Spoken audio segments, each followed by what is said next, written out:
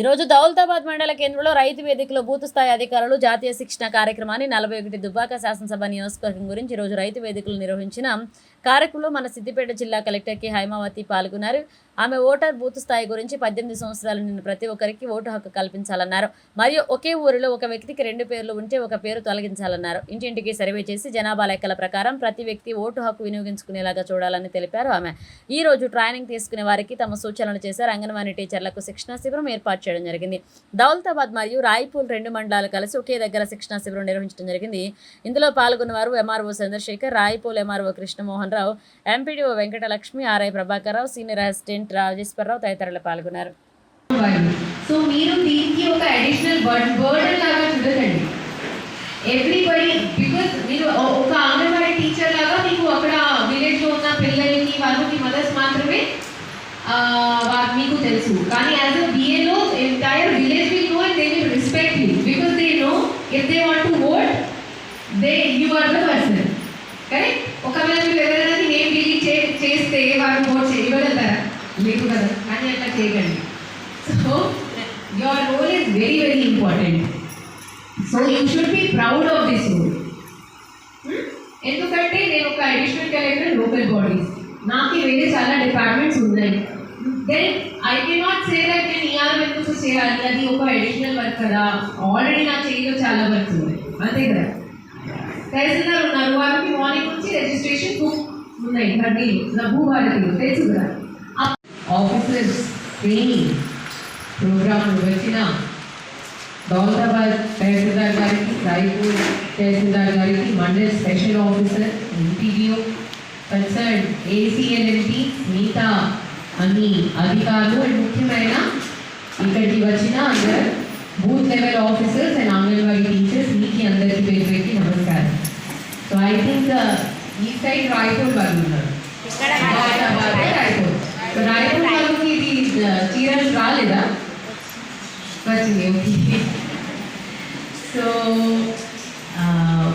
అది పర్లేదు అమ్మ, దీనికి ఈ దేనితో ఏమీ సంబంధం లేదు, జస్ట్ ఒక డౌట్ లాగా వచ్చింది కాబట్టి అడిగాను.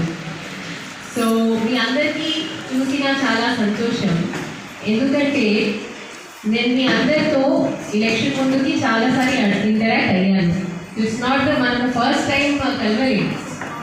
మనము అక్టోబర్ నవంబర్ 2023లో అసెంబ్లీ ఎలక్షన్ చేసేసాము. దీని తర్వాత మళ్ళీ ఏప్రిల్ మే 2024లో పార్లమెంట్ ఎలక్షన్ అప్పుడు కూడా చేశాము.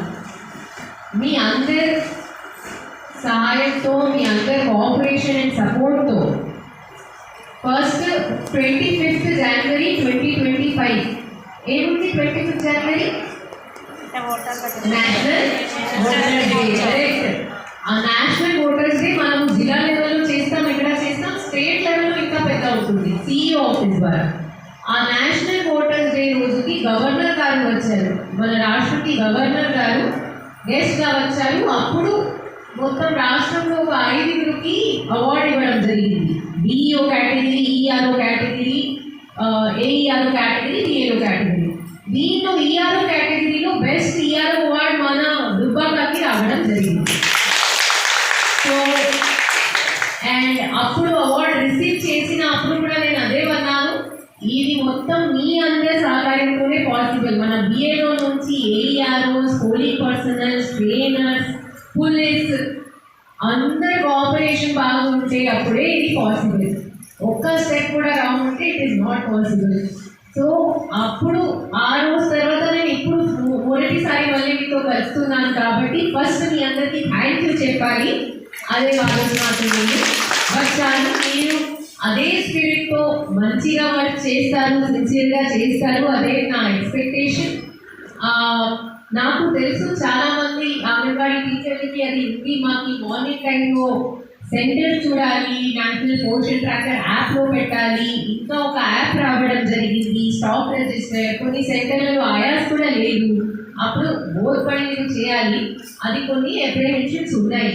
కానీ మీకు కూడా తెలుసు, మాకు కూడా తెలుసు, ఫైనల్ ఎలక్షన్ 6 months అప్పుడు చాలా హెవీ లోడ్ ఉంటుంది, ఇప్పుడు అంతా హెవీ లేదు. సో మీరు